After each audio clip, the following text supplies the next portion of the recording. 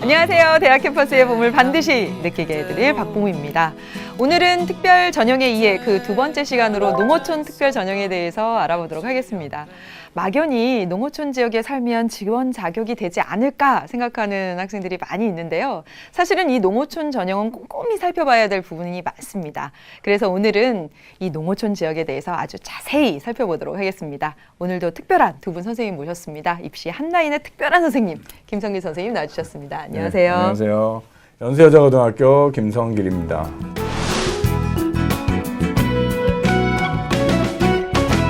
농어촌 전형에 대해서 특별히 잘 설명해 주실 지난 시간에 이어서 나와주셨습니다. 조만기 선생님 안녕하세요. 안녕하세요. 방학고등학교 조만기입니다.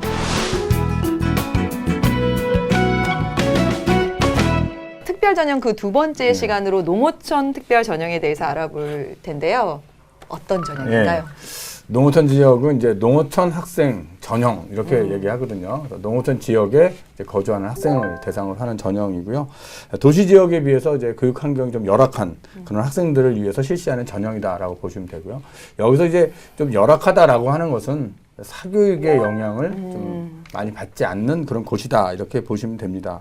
그래서 농어촌 지역 학생들은 어떤 사교육보다는 학교와 또 지역사회의 어떤 도움을 받아서 학업 역량을 키우는 그런 학생들이 많이 있는 지역입니다. 그래서 그런 학생들에게 어떤 학교 내 활동을 통해서 자신의 어떤 학업 역량, 또 자기주도성, 또 학습 목표에 대한 어떤 의지, 잠재력 이런 것들을 뽑는 전형. 이것이 이제 농어촌 학생 전형이다. 이렇게 얘기할 수 있습니다.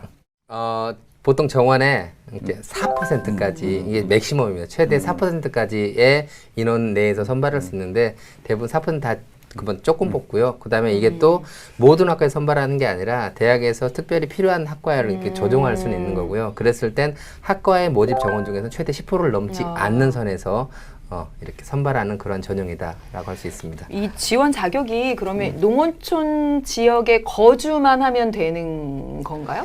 일단 농어촌이라는 표현보다는 읍면 지역이라는 표현의 실은 훨씬 맞아요. 그러니까 예를 들어서 이렇게 무슨 시여도 예를 들어서 농촌 예 맞습니다. 네. 뭐 제가 지금 있는 근무하고 있는 게 남양주시인데 남양주시의 화도읍이면 그러니까 동으로 끝나는 게 아니라 주소지가 읍면으로 끝나는 읍면이 정확한 표현이네요. 그게 이제 정확한 표현이라고 할 수 있겠고요. 일단 기본적인 지원 자격은 학생이 읍면 지역에 주소지를 주고 있는 중학교에 1학년에 입학을 해서 고등학교에 졸업할 때까지 전 과정을 모두 하루라도 만약에 중간에 동자가 찍힌 학교를 하면 안 됩니다. 모두 다 이렇게 아니 이게 그런 아이들이 있어요. 하루 전학 갔다 오는 아이들이 있을 수 있잖아요. 그래서 하루 무조건 그 전 과정을 모두 이수한 상태에서 그 이수할 당시에 학생과 아버지와 어머니, 부모의 주소지가 역시 마찬가지로 읍면 지역에 모두 있는 이게 가장 기본적인 지원 자격이다라고 할 수 있습니다. 네. 그러니까 부모와 같이 6년 이렇게 보시면 되고요. 부모와 또 같이 경우에 6년. 따라서는 이제 부모와 같이 주민등록은 되어 있지만 부모의 직장이 원거리라면 대학이 확인해서 지원 자격을 주지 않을 수도 있습니다. 그게 그러면 같이 주민등록은 같이 되어 있지만 뭐 경희대 같은 경우가 대부분인데 뭐 예를 들어서 위장전입이라는 부분들 의심이 되는 그런 거 있고요. 또 이제 그래서 만약에 그런 부모의 어떤 그 직장의 이런 여러 가지 상황에 의해서 갑자기 중간에 있다가 부모님의 주소지가 그 동으로 찍힐 수도 있겠죠. 그러면 지원 자격이 사라지는 거잖아요. 그래서 근데 중요한 건 학생은 여전히 농어촌 읍면 쪽에서 공부를 했단 말이에요. 그래서 그런 학생들을 구제하기 위해서 두 번째 지원 자격이 있는데요. 그건 이제 좀 길어집니다. 초등학교 1학년에서부터 고등학교 3학년 동안 12년 동안 읍면적인 학교의 전 과정을 이수하고 부모의 주소에 상관없지만 아이의 주소지는 학생 주소지는 역시 마찬가지로 읍면 지역에 계속해서 12년 동안 있었다면 역시 지원 자격을 주고 있는 대학교 실은 굉장히 많이 있습니다. 두 가지 지원 자격의 유형이 있다라고 볼 수가 있는 거죠. 그러니까 대부분 대학이 이제 두 가지 지원 자격이 있다라고 보시면 되고요. 그래서 부모와 관계없이 학생 혼자서 12년 초등학교 때부터 있으면 이제 지원 자격을 주는 그런 대학이 대부분이다. 하지만 또 일부 대학은 12년의 자격 없이 6년만 또 딱 주는 그런 대학이 있습니다. 그래서 표를 보면서 좀 말씀을 드릴 텐데요. 표에서 보는 바와 같이 6년만 인정하는 대학, 서울이나 또 또 이 경인 지역에 있는 대학들 이런 대학들은 6년만 인정을 하기 때문에 본인이 지원하려고 하는 대학이 6년만 인정하는 것인지 아니면 12년까지 주는 것인지는 좀 잘 살펴보면서 지원을 해야 될 것으로 보입니다. 네, 지금 말씀하신 것처럼 이런 기본적인 조건 외에 대학별로 이렇게 지원 자격이 다를 수 있을 것 같거든요. 뭐 지금 6년만 인정하는 네. 학교도 있듯이 대학별로 특별히 살펴봐야 되는 조건이 있을까요? 지원 자격을 보다 보면 다른 대학교의 지원과 다르게 이상한 문구가 있는 게 연속된 연수만을 인정함이라는 그런 문구가 있는 대학교가 있어요. 뭐 대표적으로 가톨릭대, 경상대, 공주대, 부산대 또 아이들이 선호하는 한국교원대 이런 대학인데요.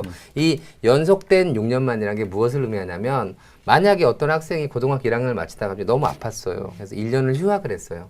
그럼 안 그러면 되는 거예요? 중학교 1학년에서 고1까지 하다가 1년을 쉬었다가 다시 하는 거죠. 그래도 6년인데. 연속된 6년이 아닌 거잖아요. 예. 이런 조금 이렇게 지원 자격이 좀 다른 대학보다는 강화된 어떤 이런 부분들. 예. 그래서 중학교를 마치고 1년 동안 쉬었다가 다시 뭐 그래서 다시 고등학교를 들어온 그런 학생들도 실은 이런 대학교는 지원 자격이 없게 되는 거죠. 네. 예, 이런 경우도 좀 지켜봐야 되는 거고요. 또 이제 그 부모님들 중에서 이혼을 하시게 되잖아요. 네. 그럼 옛날에는 이혼을 하실 때 친권자의 주소지가 어디냐를 따졌어요. 만약에 친권자가 아버지인데 아버지는 도시로 가시고 어머님과 같이 네. 그럼 안 쪽에 됐던 생활- 거예요? 근데 최근에는 어떤 조금 이 범위를 좀 확장시키는 부분에서 친권의 의미가 아니라 양육권의 의미. 누구랑 같이 생활하고 있냐 해서 양육권의 의미로 같이 거주하고 있는 이 부모 중에 한 분의 주소지를 인정하는 그런 대학교들이 늘어나고는 있습니다. 이게 기본은 친권인데 양육권으로 인정하는 대학교들이 좀 늘어나고 있다라고 말씀드릴 수가 있겠고요. 예. 그래서 이제 읍면으로 딱 규정을 했을 경우에 그 학생이 이제 전학을 가더라도 읍면 지역으로 전학을 가면 그 자격이 이제 계속 유지가 유지. 됩니다. 유지가 되는데 이제 행정구역이 개편되는 경우가 있습니다. 갑자기 저희 뭐 시가 될 수 그렇죠. 있잖아요. 읍면 지역에 있었는데 질문이 시로 개편이 됐다면 그 학생이 그 시로 개편됐다 하더라도 원래 다니는 학교를 계속 다니고 있으면 지원 자격이 유지됩니다. 그렇죠. 유지되는데 이 학생이 만약에 집을 이사를 갔다면 읍면이었는데 이사를 갔다면 그것은 이제 시로 개편된 걸 알고 이사를 간 경우가 되거든요. 그 경우에는 지원 같은 자격이 동네에서 이사를 그렇죠. 해도 아파트에서 지원 자격이 전세가 만료됐어요. 근데 중요한 건 내가 가만히 그 아파트에 있었으면 내가 의지로 바꾼 게 아니고 행정구역이 바뀌었으니까 상관없는데 근데 전세가 만료됐어요. 근데 바로 그 옆동으로 갈 건데 그때는 내가 이사할 때 거기가 동의를 인지하고 가는 거잖아요. 그러면 안 되는 거예요. 예를 들어서 똑같은 고등학교인데 고등학교 1학년 뭐 6월 달에 시로 승격됐어요. 그러면 고등학교 1학년 아이들은 나는 읍면일 때 들어왔으니까 그대로 가면 유지되는데 그 다음에 들어온 아이들은 그 학교가 동인 걸 알고 들어오는 거죠. 그러니까 안 되는 거죠. 이게 그래서 지원 자격을 좀 잘 살펴봐야 된다. 당연히 지원 자격이 된다고 생각했다가 막상 원서를 쓸 때 안 되는 경우가 있을 수도 있죠. 있으니까. 그래서 네. 이렇게 만약에 아까 말했던 가장 기본적인 지원 자격에 만약에 어떤 조금이라도 스페셜한 어떤 케이스가 자신한테 포함된다면 반드시 네. 본인이 지원하고자 하는 그 대학교 입학처에도 문의를 해야 돼요. 그렇죠. 왜 그러냐면 아까 그 연속된 6년도 일부 대학만 불허한 거잖아요. 그런 식으로 어떤 특별한 케이스에 대해서는 각 대학교 입학 전형 관리위원회라는 게 있어요. 거기에서 이 아이의 농어촌을 인정할 것이냐 말 것이냐 결정하게 되는 거거든요. 그래서 똑같은 상황인데 A 대학에서는 농어촌 지원을 인정해주고 B 대학은 인정하지 그럴 수가 있거든요. 그래서 스페셜한 어떤 그 케이스가 있다면 반드시 입학처에 꼭 문의를 해서 되는지 원서를 접수하기 전에 확인하는 게 반드시 필요합니다. 수험생 여러분 지금 명심하셔야 되겠습니다. 잘 들으셨죠? 반드시 학교에 문의해서 지원 자격이 당연히 되는 줄 알았다가 지원할 무렵에 이 안타까운 경우가 발생하지 않도록 꼼꼼히 체크하시길 바라겠습니다. 다음으로 이 전형 유형별로 이 모집 인원이 어떻게 되는지 말씀을 해주실까요? 일단 가장 많은 건 수시에서 학생부 교과 전형과 학생부 종합 전형으로 전국에 있는 대학교를 다 따졌을 때는 가장 많습니다. 네. 학생부 교과 전형이 약 40%, 학생부 종합이 46%, 그리고 정시는 한 12% 정도밖에 안 돼요.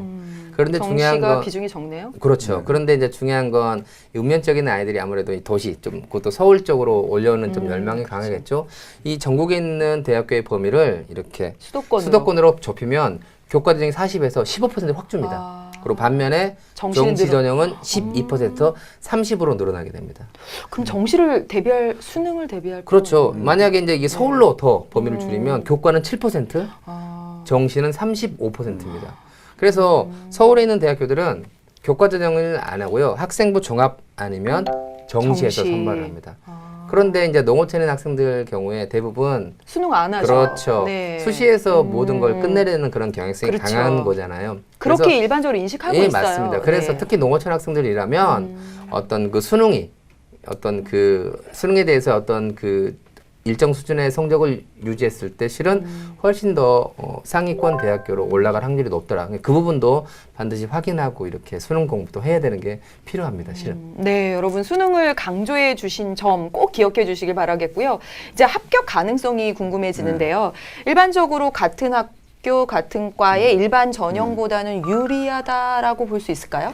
네, 일반적으로 생각할 때 이런 농어촌 전형이 조금 유리하다 이런 느낌을 네, 받을 수도 느낌이 있습니다. 있어요. 하지만 이제 선발 인원을 보면 농어촌 전형 같은 경우는 학과별로 모집 인원이 1명 내지 2명일 경우가 많거든요. 그러니까 모집 인원이 2명이라 그러면 내가 지원했는데 나보다 우수한 학생 2명만 지원하면 나는 떨어지는 케이스거든요. 그래서 합격을 사실은 예측하기가 일반 전형대로 가지 않는다라는 것이고요. 그다음에 이제 그 학생이 합격을 했는데 또 등록을 할 때 또 여러 개 합격을 해서 다른 곳으로 등록을 해버리면 충원이 발생하게 됩니다. 그렇죠. 충원이 발생할 경우에는 또 합격성이 낮아질 수도 있습니다. 그래서 농어촌 전형은 일반적인 일반 전형과 예측이 비교하기가. 조금 어려운 전형이다. 쉽게 얘기해서 유리하다, 불리하다 말할 수 없다. 이게 정답인 것 같습니다. 네. 저 실은 농어촌 학교에 있을 때 쌤, 저 예비 1번 나왔어요라고 활짝 웃는 아이들을 마지막에 100%가 나가야 되는. 예, 네네. 근데 마지막에 떨어지는 케이스를 너무 많이 실은 봤거든요. 그래서 이렇게 설명할 수 있을 것 같아요. 최초 합격선은 농어촌 전형이 낮을 수도 있습니다. 그러나 추가 합격이라는 게 있잖아요. 최종 합격선에서는 오히려 일반 전형이 훨씬 더 많은 예비 번호를 합격으로 갈 수도 있는 거거든요. 쉽게 해서 쌀알 한 바퀴 도는 것과 호박 한 바퀴 도는 것들은 예비가 훨씬 더 많이 돌겠죠. 네. 따라서 솔직히 유리 분리를 학생부 중심 전형에서는 딱 농어촌 유리하다고 말할 수 없다. 이게 기본적인 방향입니다. 예. 네, 선발 인원이 워낙 적다 보니까 과별로 그렇다 보니까 이런 이제 합격 가능성이 무조건 높다라고 말할 수는 없다라고 말씀을 해주셨고요. 지금까지 농어촌 전형의 선발 인원과 특징에 대해서 살펴보았는데요. 이제 구체적으로 농어촌 전형의 이제 세부적인 내용들로 들어가서 학생부 교과 전형에 대해서 먼저 말씀을 해주시죠. 아까도 봤지만 네. 그 학생부 교과전이 전국으로 되면 40%. 근데 수도권으로 가면 네, 줄었잖아요. 줄었죠. 그만큼 지방에 있는 대학교에서 학생부 교과전형으로 많이 선발을 하고 있다라고 할 수가 있겠고요. 학과를 선택할 때 굉장히 취업이 잘 되는 뭐 교대, 공부대학 사범대 또는 뭐 사회복지, 유아교육, 그다음 보건관련학과, 네. 군사학과 이런 식으로 경쟁률이 취업이 높겠네요. 예, 바로 연결되는 그런 학과를 선호하는 현상들이 굉장히 강합니다. 따라서 그런 학과들은 오히려 합격선이 일반입에서 역전되는 경우도 실은 굉장히 많이 발생을 하고 있습니다. 아까도 말씀드렸듯이 수능 최저 기준이 있는 그러한 전형이 있겠고 없는 전형이 있겠죠. 당연히 있는 전형에서 조금 더 농어촌 학생들이 유리하게 합격 가능성을 높일 수 있다라고 말씀을 드릴 수가 있겠고요. 그 다음에 학생부 교과 전형에는 또 적성 전형이 포함되어 있죠. 아, 적성 전형을 여기 포함시키는 네. 예, 맞습니다. 적성 전형을 농어촌 전형에 실시하고 있는 대학교가 5개가 있어요. 서울에는 서경대학교, 그다음에 경기도에 가천대, 수원대, 을지대 성남 캠퍼스, 한국산업기술대학교, 예, 5개가 있는데 이 적성 전형만큼은 농어촌 전형이 일반 전형에서 100%라고까지 말씀드릴 수 있을 정도로 유리하다라고 생각합니다. 왜 그러냐면 경쟁률 자체도 더 낮게 형성되고요. 적성 점수가 되게 중요하거든요. 준비하는 학생이 많지 않은 그렇죠. 거죠. 그것도 네. 있고 네. 적성 점수가 일반 전형의 합격선보다는 상대적으로 6점에서 7점 정도 떨어집니다. 그렇기 때문에 적성 전형만큼은 확실히 그 농어촌 전형이 유리하다. 그래서 만약에 농어촌 적성 전형을 준비하는 학생이라면 한 대학교만 실시하는 게 아니라 최소한 3개 이상의 대학교를 중복으로 준비를 했을 때 그만큼 중복 합격자가 나오기 때문에 합격성을 더 올릴 수 있다라고 말씀드릴 수도 있겠습니다. 합격 네. 가능성을. 네. 적성 전형만큼은 유리하다라고 자신 있게 말씀을 해주셨습니다. 네. 이제 농어촌 전형에서 학생부 종합 전형을 실시하는 대학들은 어떤 대학들인가요? 예. 수시에 농어촌 전형을 실시하는 대학을 보면 사실은 수도권이나 국립대를 중심으로 학생부 종합 전형을 실시하는 대학이 많이 있습니다. 학생부 종합 전형을 실시하는 대학의 뭐 일부 대학은 수능 최저 등급이 또 설정되어 있는 경우도 있기 때문에 지원하는 대학의 수능 최저 등급을 좀 살펴봐야 될 것 같고요. 대부분의 대학은 수능 최저 등급이 사실은 없습니다. 없고 학생부 종합 전형이니까 말 그대로 학교 생활을 충실히 한 학생을 뽑는 전형입니다. 그래서 농어촌 학생 전형도 학생 종합 전형으로 뽑는 경우에 학교 생활 충실자를 뽑는 전형이기 때문에 학교 생활을 좀 충실히 임함으로써 뽑힐 수 있도록 그런 준비를 좀 해야 되지 않을까 이런 생각이 듭니다. 그래서 표를 잠깐 보면서 좀 제가 말씀을 드리겠는데요. 표를 보시면 여기 그 있는 대학들인데요. 단계별로 이제 면접을 보면서 최저가 없는 대학이 있고 또 단계별 면접하면서 최저가 있는 대학, 최저가 있는 대학은 서울에서 2개 대학밖에 없습니다. 보시면 되고요. 또 서류로 뽑는 대학이 있고 또 서류 100이지만 최저가 있느냐 없느냐 이렇게 갈라집니다. 그래서 지원하는 대학의 전형 요소를 좀 꼼꼼히 살피시고 지원을 하시는 것이 합격할 수 있는 길이다. 이렇게 말씀드리고자 합니다. 근데 이 표를 보니까요. 이 최저가 있는 대학들이 있고 없는 대학들이 있는데 이 최저 요건이 어떻게 되는지 좀 궁금해지는데요. 아무래도 그 각 농어촌 학교에서 좀 최상위권 학생들이 선호하는 대학교들은 학생부 종합 전형임에도 불구하고 수능 최저 기준을 요구하고 있습니다. 보통 일반적으로 2개의 영역 등급 합 4. 물론 학과별 또 자연계 인문계별로 다르긴 하지만 2개 영역 합 4. 이 부분이 실은 굉장히 좀 중요한 기준이 되겠습니다. 네. 연세대학교 같은 경우에 그 농어촌 전형 지원 자격을 보면 작년도까지는 각 학교에서 5명까지 최대 지원할 수 있었거든요. 그런데 올해 요강을 살펴보면 5명에서 10명으로 확대가 되었습니다. 네. 근데 실은 이 부분이 좀 의미하는 바가 많은데요. 일반적으로 전국에 한 농어촌 학교 한 430개 정도 되거든요. 그러면 거기에서 5명씩 지원할 수 있으면 2,000명이 넘게 지원을 네. 해야겠죠. 근데 역대 한 5년 동안 지원한 지원자 수를 살펴보면 한 번도 800명이 넘은 적이 없어요. 학교당 2명도 안 돼요. 예, 그렇죠.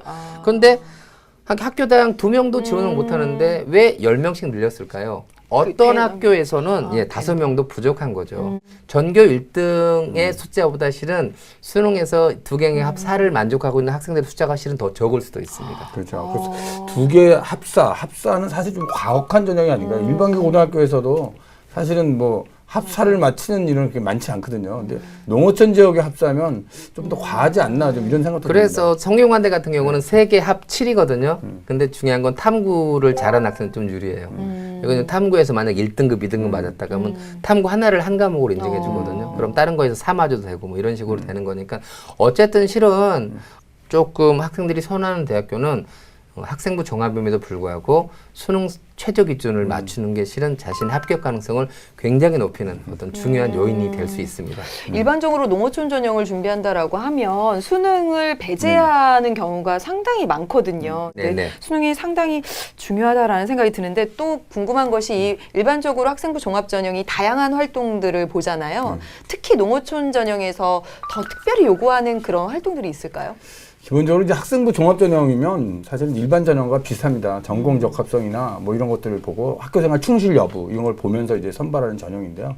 농어촌 학생들의 지원자들의 어떤 내신 성적을 보면 사실은 우수한 학생들이 많이 지원을 한다라고 볼 수 있습니다. 그래서 기본적으로 이제 성적 관리가 사실은 중요하고 뿐만 아니라 뭐 동아리 활동 또 교과 수업 시간을 통한 뭐 교과 세부 능력 사항 같은 것 또 독서 활동 이렇게 기본적으로 할 수 있는 이런 활동들은 상당히 중요하고 농어촌 전형으로 지원한 학생들의 내신 성적이 타 전형과 비교하면 사실 높은 학생들이 지원한다. 이런 점을 좀 가지고서 판단을 해야 될 것으로 보입니다. 네. 그 지방에 있는 모 국립대학교에서 농어촌 전형에서의 인재상을 살펴보면 거기에 뭐가 뭐가 포함되어 있냐면 자기 고장에 대한 이해 이런 것들이 포함되어 있긴 자기 하거든요. 고장에 대한 왜 그러냐면 사교육이 없는 곳에서 학교의 도움, 근데 그것도 부족하면 어떤 지역사회에 대한 도움, 또 지역사회에 대한 이해 이런 것들이 되게 필요하다라고 할 수가 있겠고요.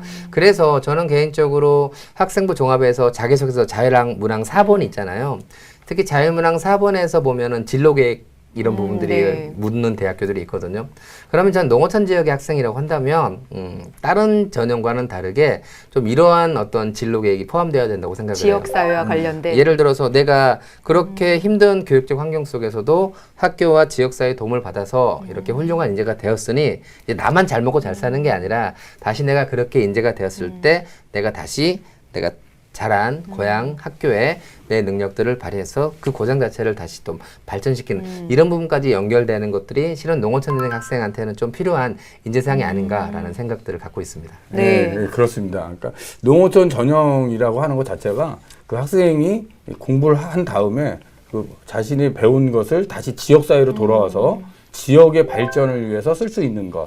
이제 그렇게 하는 것이 어쩌면 지역의 균형 발전이라는 차원에서도 상당히 바람직한 부분이 아닌가 이런 생각이 듭니다. 네, 학생부 종합전형, 농어촌 전형에서 학생부 종합전형을 쓸 때 이 지역사회에 대한 이해, 이게 중요하겠다라는 말씀을 해주셨습니다.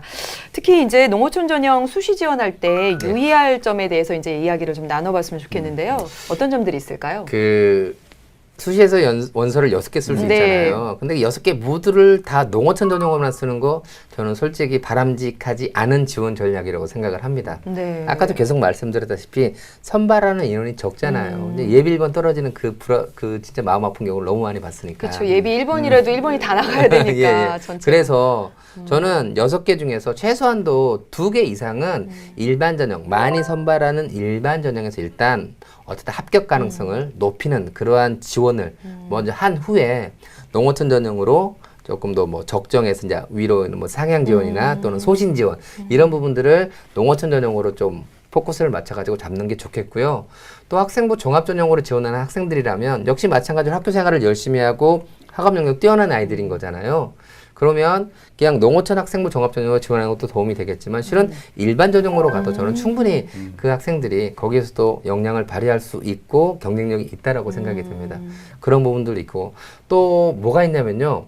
최근에 고른기회 전형에서 보면 농어촌 학생들에게 고른기회 전형에 지원 자격을 주는 것도 있어요. 저는 네. 그런 부분들도 적극적으로 활용을 한다면 이렇게 농어촌 학생 전형만 보는 게 아니라 정원 내 고른기회 전형 또는 일반 전형 그 부분도 함께 이렇게 지원 전략의 범주에 놓은 상태에서 전체적인 지원 전략을 잡는 게 맞다라고 생각이 듭니다. 예, 조방희 선생님 아주 좋은 말씀 해주셨는데요. 농어촌에 있는 학생들의 고민이 그런 것 같아요. 고민들이 항상 원서를 쓸 때 보면 내가 어느 전형으로 써야 유리하지 이런 부분에 대한 고민이 상당히 많습니다. 사실은. 그래서 이제 농어촌 지역만 올인하다 보면 조방희 선생님 말대로 오히려 더 낭패를 보는 경우도 있기 때문에 좀 더 가능성을 열어놓고 네. 농어촌 전형과 일반 전형과 또 농어촌 전형을 포함하는 고른 기회 전형까지도 좀 열어놓고 유불리를 좀 보면서 여러 가지를 6개의 전형 속에서 좀 지원하는 것이 훨씬 합격 가능성이 높다 이렇게 말씀드릴 수 있습니다. 농어촌 지원 자격을 적절히 사용하는 게 좋습니다. 네, 아주 명쾌하게 정리해 주셨습니다. 농어촌 지원 자격을 적절히 사용해라 이렇게 네. 말씀을 해주셨습니다. 이제 수시에 대한 이야기는 다 나눠봤는데요. 정시 전형입니다. 정시 전형은 어떤가요? 아까 제가 수시에서 그 일부 상위권 대학교의 수능 최저 기준을 얘기했을 때, 예, 의외로 2개 영역 등급합 4라는 부분들을 만족하는 네. 학생들의 숫자가 적다라는 말씀을 드렸죠. 역시 마찬가지로 제가 적성 전형은 농어촌 전형이 유리하다고 말씀드렸던 것처럼 정시에서 실시하는 전형은 수능 점수만 기준으로 따진다면 일반 전형의 합격선에 비해서는 반드시 낮은 상태, 즉 유리하네요. 유리한, 예. 100% 저는 유리하다고 말씀을 드릴 수 있습니다. 예를 들어서 이제 이화여대 같은 경우를 보면 정시임에도 불구하고 수능 최저 기준을 요구하고 있거든요. 즉 일정 수준의 수능 성적이 안 되면 지원이 안 돼요. 그런 때 보면은 관연도의 경쟁률 보면 2대1이 넘지 않은 적이 되게 많은데 정시에서 경쟁률이 2대1이 안 된다는 건 실은 제가 보기에는 펑크 나락률이 되게 높은 거거든요. 그만큼 기본적으로 좋은 성적들을 가지고 수시에서 합격을 다 못하고 남아있는 농어촌 전형의 학생들의 숫자가 적다라는 얘기죠.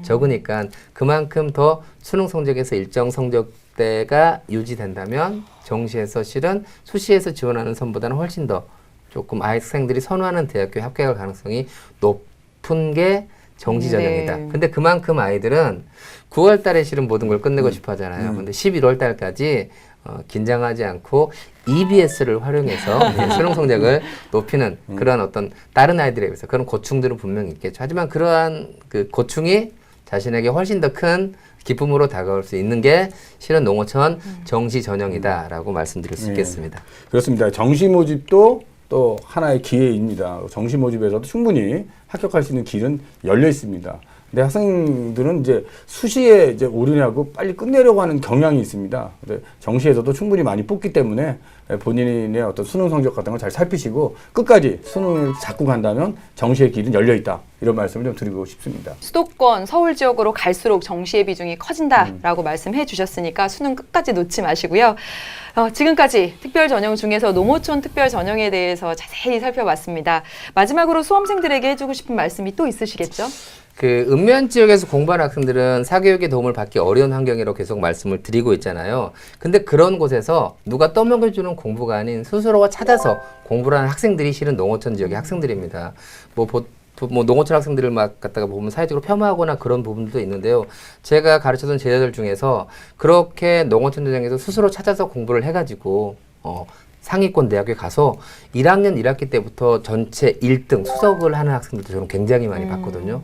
굉장히 스스로가 찾아서 공부해온 경험을 아주 소중하게 잘 활용한다면 그 학생들이 굉장히 경쟁력이 있는 그런 학생들이라고 생각합니다. 그래서 농어촌 학생들 기죽지 말고 자신들이 가지고 있는 그 공부했던 환경들을 활용해서 했던 그 부분들을 대학에 가서 활용한다면 굉장히 훌륭한 학생들이 될 수 있는 가능성이 매우 높은 학생이라고 말씀드리고 애정이 싶습니다. 막 뚝뚝 묻어나는데요. 그렇습니다. 네. 네, 농어촌 전형에 대해서 마지막으로 한번 정리를 해보도록 하겠습니다.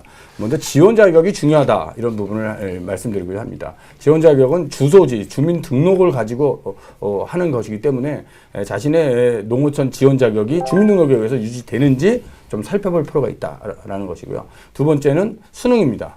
학생부 종합전형에서도 수능 최저 등급을 거는 경우도 있고 또 정시 모집의 모집 인원이 상당수 있기 때문에 수능에 끝까지 최선을 다하는 것도 하나의 방법이다라고 말씀을 드리고자 하고요. 세 번째는 이제 일반 전형과 농어촌 전형을 비교할 때 농어촌 전형이 일반 전형보다 무조건 쉽다라고 하는 것은 아닌 것 같습니다.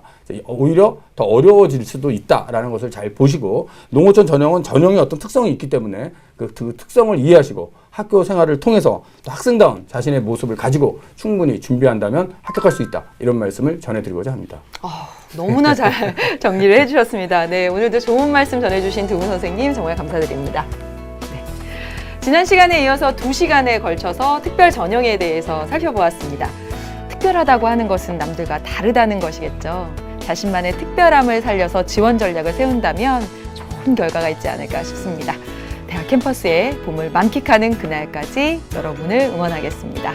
함께해 주신 여러분 고맙습니다.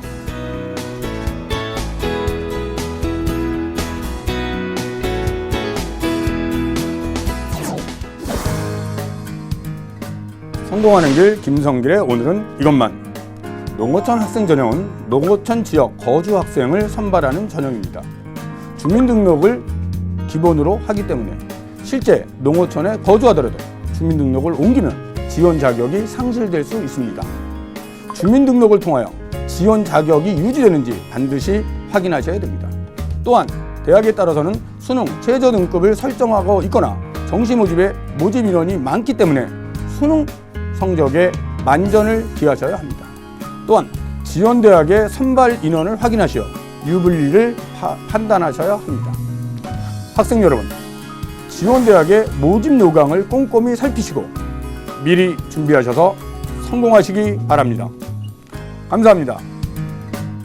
일단 기본적인 지원 자격은 학생이 읍면 지역에 주소지를 주고 있는 중학교에 1학년에 입학을 해서 고등학교에 졸업할 때까지 6년이요? 그렇죠. 전 과정을 모두 하루라도 만약에 중간에 동자가 찍힌 학교를 하면 안 됩니다.